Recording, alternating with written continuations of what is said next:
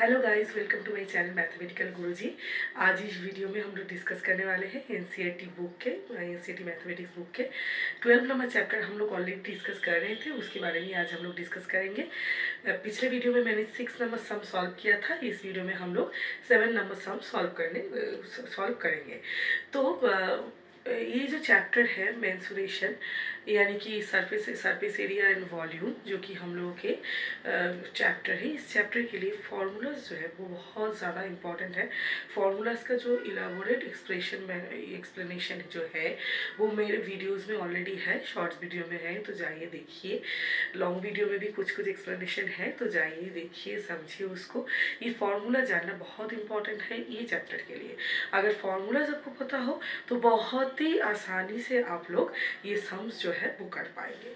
ठीक है, तो चलिए 7 नंबर सम शुरू करते हैं। 7 नंबर सम में ये बोला गया है कि a tent is in the shape of a cylinder surrounded by a conical top. That means the shape of the cylinder is shape of the tent is in cylindrical shape and the upper part of this tent is a cone, that means conical shape. If the height and the diameter of the cylindrical part is 2.1, cylindrical parts height is 2.1, this height is 2.1 meter, and the diameter is given, that means obviously the radius will be 2 meter. Since it is occupied the cone is occupied the total part of the cylinder, that's why the diameters are same. diameters जो इसके है वो बिल्कुल same है। diameters अगर same है तो यहाँ पर इसका diameter अगर 2 मीटर है तो उसका भी diameter 2 मीटर ही होगा, क्योंकि वो उसके एकदम जो है इसको पूरा तरीके से कवर करके है। उसके बाद और क्या दिया हुआ है and the slant height of the top is 2.8, यानी कि स्लैंट हाइट जो है वो है 2.8 मीटर। हम लोग को पता है कौन का स्लैंट हाइट। और क्या दिया हुआ है, find the area of the canvas use for making the tent. That means obviously वो लोग क्या ढूंढने के लिए बोल रहा है, वो लोग ये ढूंढने के लिए बोल रहा है कि ये जो पूरा टेंट है वो तैयार करने में कितना हम लोगों को कैनवस लगा है। कैनवस जितना लगा है अगर पूछा जाएगा तो हम लोग क्या करेंगे, ऑब्वियसली इसका जो सरफेस एरिया है वही हम लोग कैलकुलेट करेंगे, क्योंकि अंदर में तो कोई इसका चीज़ नहीं हो रहा है, क्योंकि हमें कुछ भी नहीं चाहिए, बस बाहर में ये टेंट कैसे तैयार हुआ है, कितना कपड़ा उस पर लगा है, वो तो सरफेस एरिया से हम लोग को निकल जाएगा।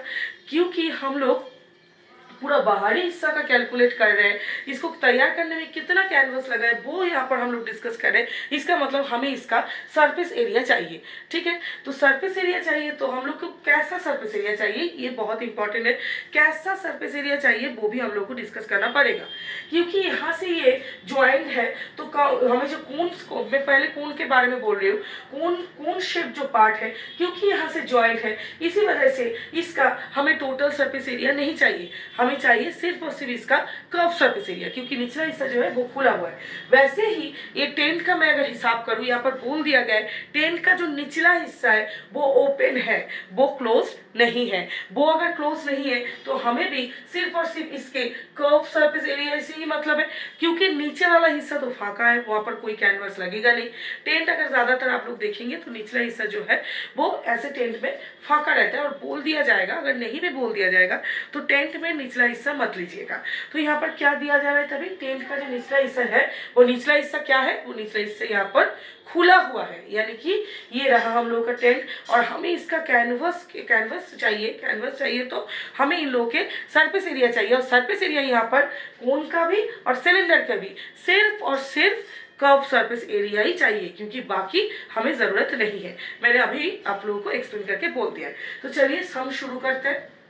So total area of the canvas needed, that is क्या चाहिए हमको, पहले तो ये कोन जो है उस कोन का हमें क्या चाहिए, कर्व सरफेस एरिया चाहिए।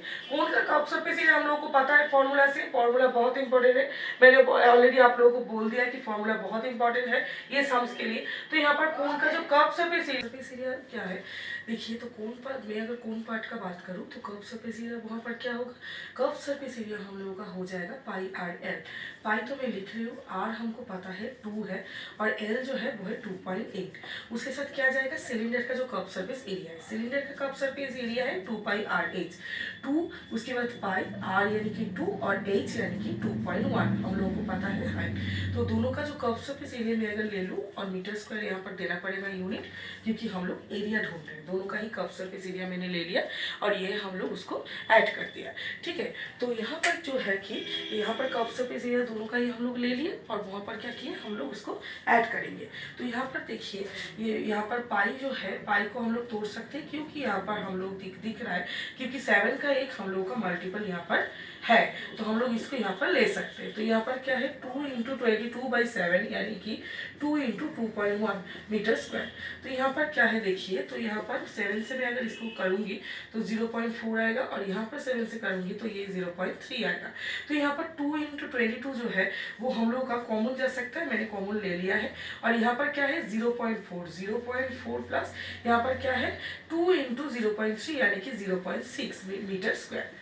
तो यहाँ पर क्योंकि 2 × 22 कॉमन जा रहा है दोनों पोर्शन से ही, तो हम लोग इसको कॉमन ले लिए। यहाँ पर 2 एक्स्ट्रा एक है तो उससे इंटू करेंगे तो 0.6 आ रहा है। तो इन दोनों को हम लोग इंटू करने जाएंगे तो क्या आएगा, इन दोनों को इंटू करके 1.0 हम लोग का आ रहा है। 1.0 यानी कि हम लोग उसको तोड़ सकते हैं, यानी कि अल्टीमेटली 44 मीटर स्क्वायर यहाँ पर आ रहा है। इतना कैनवस क्या होगा, हम लोग को इतना कैनवस का ज़रूरत पड़ेगा। ये जो है ये तैयार करने में पूरा टेंट ये जो है हम लोग का इतना कैनवस हम लोग को, इतना एरिया का कैनवस हम लोग को ज़रूरत पड़ेगा।